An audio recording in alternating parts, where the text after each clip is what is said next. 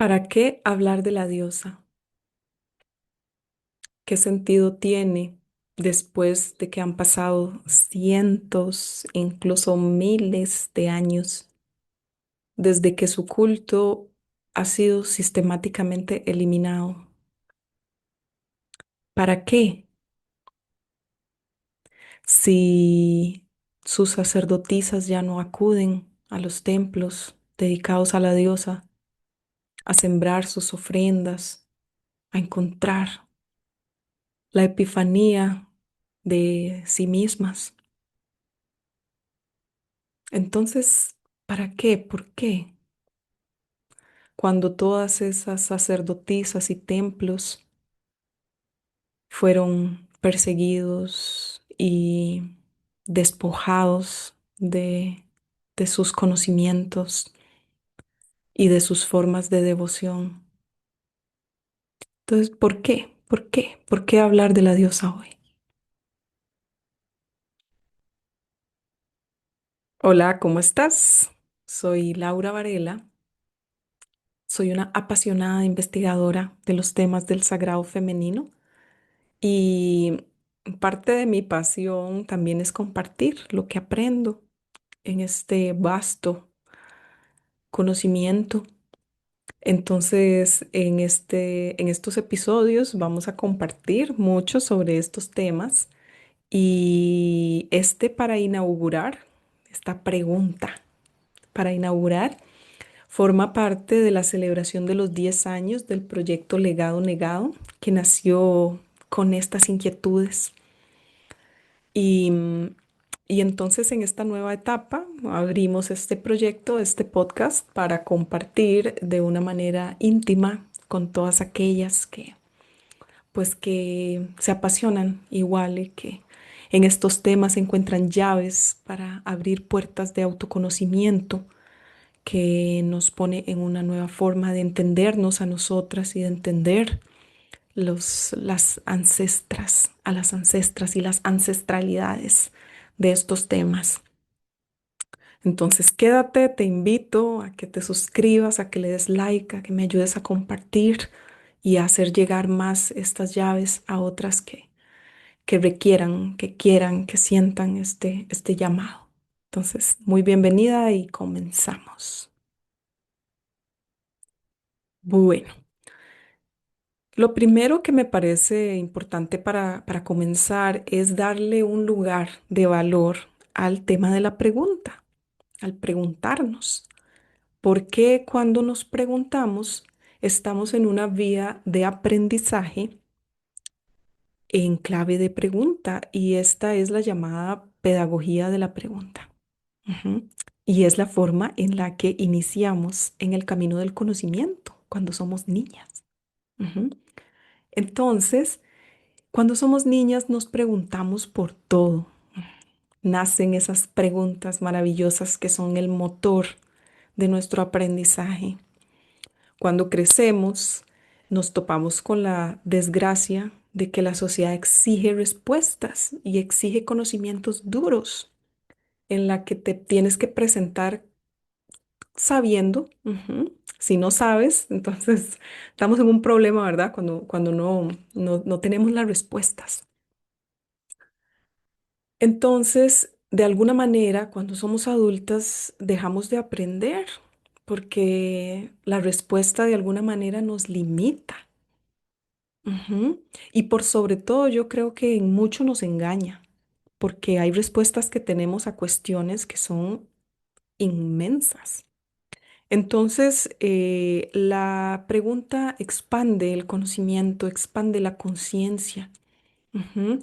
Nada está inventado.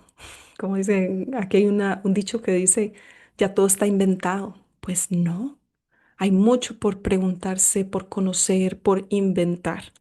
Entonces, abrámonos a la pregunta, a esa niña interna que tiene muchas preguntas que hacer y que las preguntas pueden ser mucho más valiosas que todas las respuestas. Esa es una de las dimensiones que yo considero que es muy valiosa de hacerse preguntas, ¿verdad? La clave del conocimiento en pregunta. Pero también está, por otra parte, esa actitud de presentarse ante el conocimiento como un vaso vacío, como una vasija vacía, capaz de llenarse, fruto de esa actitud de no saber. Y esa actitud de no saber tiene un poco un tinte de humildad, humildad en un sentido profundo en cuanto auténticamente no sabemos mucho, sabemos poco. En el mar infinito del conocimiento, los humanos sabemos poco. Entonces, la actitud de vaso vacío, especialmente en estos temas, que pues en mucho fruto de esa eliminación por cientos de años y siglos, hay muchísimo conocimiento que se perdió y mucho que está invertido en inversiones simbólicas que también nos vamos a dedicar a revisar por acá en estos episodios. Entonces, eso, esa actitud de niñas que no saben, pero que también hay algo que sabemos interiormente y que todos estos conocimientos nos revelan saberes internos. Eso también me parece muy valioso. Aquellos que son muy intersubjetivos, que son tuyos, que son de tu camino, que son de tu vida particular y única. Y que por aquí, con estos temas, puedes encontrar llaves que te permitan abrir espacios interiores de autodescubrirte o de descubrir el mundo desde otro lugar. Entonces, es inacabado el conocimiento, pero también es muy particular a cada vida. Bien, entonces eso para iniciar, la pregunta, la pregunta, la pregunta. Y lo primero para introducirnos al tema tiene que ver con el planteamiento fundamental de que cuando hablamos de Dios, cuando hablamos de dioses, de diosas, de trasfondo a estos temas, estamos hablando de poder. Estamos hablando de jerarquías, estamos hablando de estructuras sociales. No es solo una cuestión de que los dioses están allá o Dios, particularmente en las construcciones monoteístas que tanta influencia nos ha dejado. Se trata de entender que no están en el más allá. No hay un Dios todo lo otro que administra el mundo desde otro lugar y no tiene nada que ver con el mundo social, sino que los dioses y las diosas como las conocemos han sido parte de las creaciones humanas del alma y la forma en que se crean es sumamente misteriosa. ¿Cómo nace un dios? ¿Cómo nace una diosa? Es profundamente misterioso y es así como nace un símbolo. Nadie lo puede crear, nadie lo puede destruir y se transforma. Ujú. Entonces, cuando hablamos de Dios, estamos hablando de quiénes han creado la figura de Dios y cómo se sirve socialmente esa figura para ciertos fines.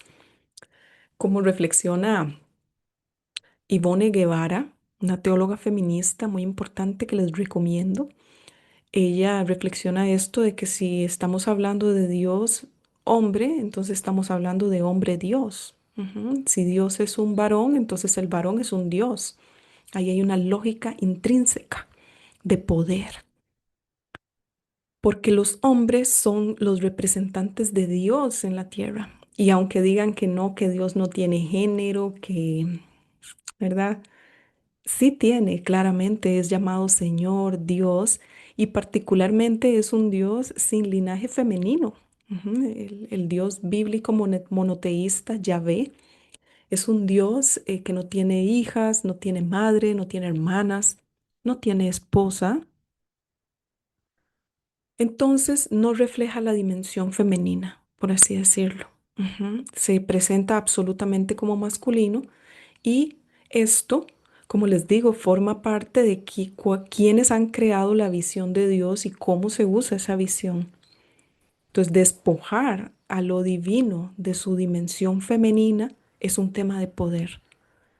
Y no solamente esto, sino que después de que encontramos ese punto clave de que hablar de Dios es hablar de poder y de hegemonías masculinas en las estructuras de la iglesia, de la política y demás, hablamos cómo este despojamiento de lo femenino, de la divinidad, repercute directamente en la vida de las mujeres. Porque entonces, si vamos al templo, no encontramos una forma de encontrarnos a nosotras como en nuestra parte divina, como representantes también de lo divino.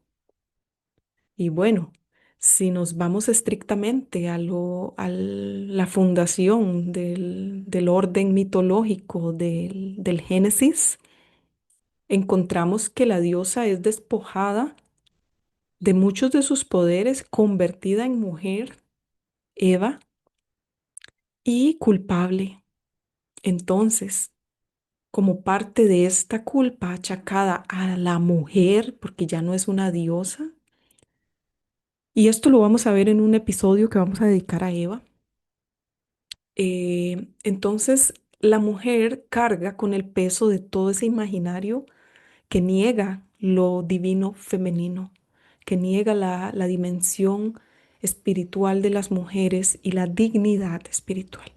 Y bueno, si hablamos de autoridad, también, ¿verdad? Porque entonces las mujeres no han sido despojadas también de esa autoridad espiritual que antiguamente, en el marco de las culturas de la diosa, las mujeres realizaron como sacerdotisas y como altas representantes de lo religioso, de lo espiritual, como portadoras también de esos conocimientos y de esa autoridad. Entonces ven que no solo se trata de la diosa como un tema abstracto, sino que tiene que ver con cuestiones del día a día. Ujú. Entonces se dice que el alma de las mujeres ha generado un vacío porque, porque no hay dónde encontrarme con la diosa que hay en mí y la diosa que me entiende a mí, porque no es lo mismo una diosa que pare, que amamanta, que tiene sus hijos, que es la madre. Entonces, tanto en el alma de las mujeres como en la dimensión psíquica ha habido un desbalance. Cuando Dios como figura masculina y todos los valores masculinos en la sociedad han tenido predominancia, entonces se ha generado un desbalance psíquico que afortunadamente en su sabiduría la propia psique busca esas formas de compensación y las busca de formas muy diversas. Ujú. Por ejemplo, en figuras como la Virgen María, se descarga toda esa necesidad psíquica de restaurar a la madre, porque no solo podemos nacer de padre, si la cotidianeidad y nuestro contacto con la existencia nos revela que nacemos de madre y que la madre tiene un papel fundamental. Por eso María tiene tantísimo, un culto impresionante, un culto muy fuerte porque pasa también por esa compensación. Qué interesante, ¿verdad? Bueno, ahí vamos con un tercer tema sobre esto. Cómo todas estas estructuras se ven permeadas desde lo religioso hasta lo social, ¿verdad? Donde el sacerdote es hombre, el maestro es hombre, el padre, cabeza del hogar, y cómo todo eso está entretejido en narrativas simbólicas y mitológicas que se asientan en lo religioso, en las creencias. No hay que subestimar las creencias, porque todo saber tiene una creencia de fondo que lo amarra, por así decirlo, que amarra ese saber, es una creencia. Las hay de diferentes maneras, y son una forma de ser y de estar en el mundo. Bien, entonces, otro aspecto muy interesante que me gustaría compartir con ustedes es que hablar de la diosa no es solamente hablar como de imaginarnos como solamente la figurita de la diosa y el templo, sino que la diosa es una visión de mundo en sí misma.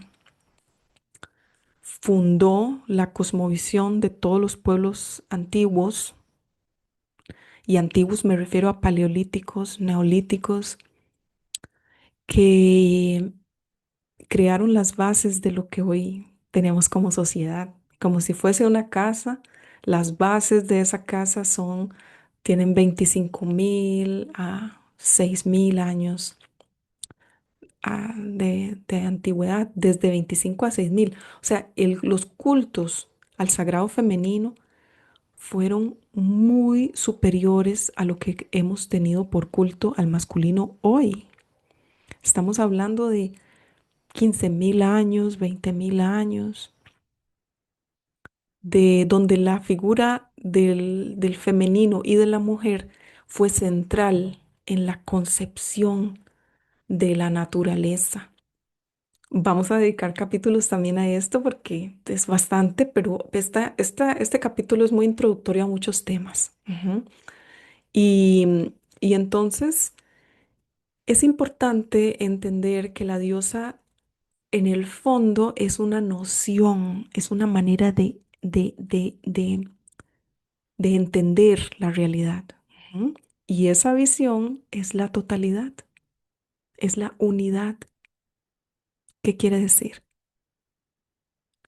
Quiere decir que la diosa representa el sentido de unificación con la vida. Todo forma parte de la diosa, todas son sus criaturas, sus hijas, sus hijos. Todos los opuestos se reconcilian en la unidad. Es la que todo lo integra. La madre no rechaza, la madre integra, todo lo alimenta, no distingue de unos y otros, sino que a todos les da. El agua es así, la tierra es así.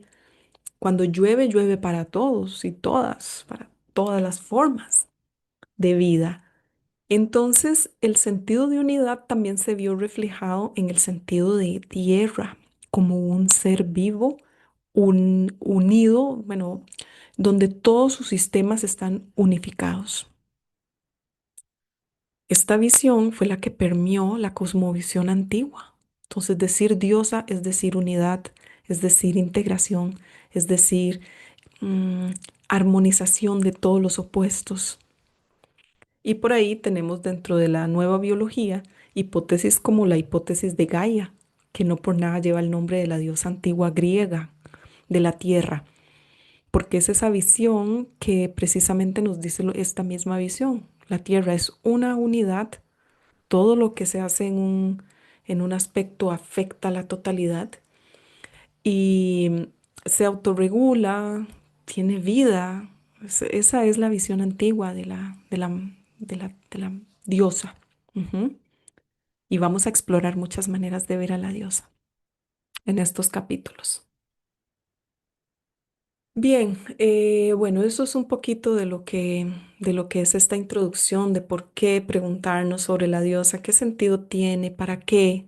Bueno, por aquí va un poco la importancia que le damos quienes visibilizamos estos temas, y es porque tiene que ver con la vida de las mujeres directamente, con esa dimensión propia de devoción que es diferente, que tenemos una manera diferente de ejercer la devoción a lo que es la espiritualidad para nosotras.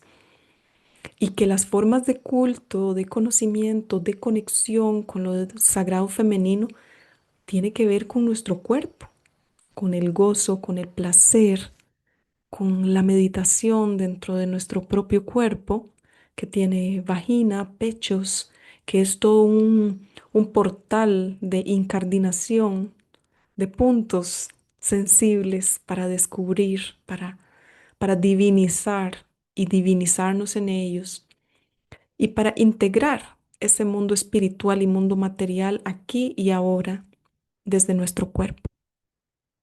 Porque también si algo tiene la diosa, las visiones de la narrativa de la diosa, es el aquí y el ahora, no el más allá donde algún día llegaremos, sino que el paraíso es aquí, es la tierra, La espiritualidad es aquí, es ahora, la justicia es ahora, la belleza es ahora. Es lo que se llama inmanente. Es aquí y ahora. Es la manera de yo entrar en conexión con la diosa, con lo divino femenino, ya, a través de esta conversación con ustedes, por ejemplo, que espero que haya tocado algunos lugares sensibles dentro de ustedes.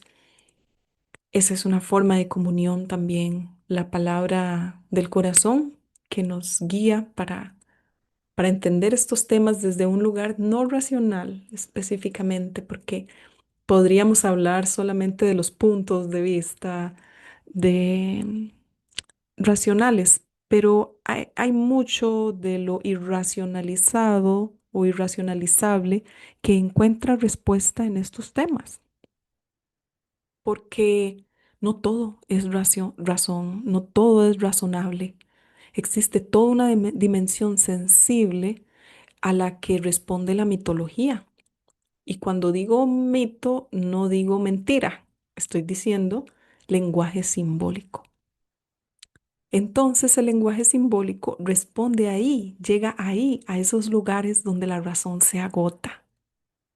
Y es así como este camino de preguntarnos, de presentarnos ante el conocimiento para llenarnos de nuevas formas de comprender, otras vías de sentir y pensar, porque la conexión del pensamiento con el sentimiento es vital en esto.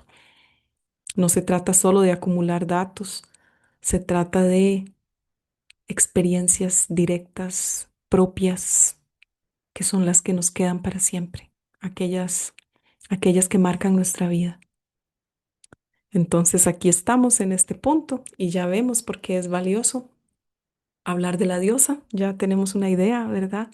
De que tiene que ver con la vida de las mujeres, con las estructuras de poder de las iglesias, de las religiones, que tiene que ver con ese contacto con el divino femenino aquí y ahora para nosotras y darle un lugar a toda la memoria de las ancestras, que muchas fueron sacerdotisas y quiénes fueron las sacerdotisas y qué nos heredaron y cómo podemos acceder a toda esa historia, porque es una capa, ¿verdad? La historia profunda y, y vamos a seguir profundizando.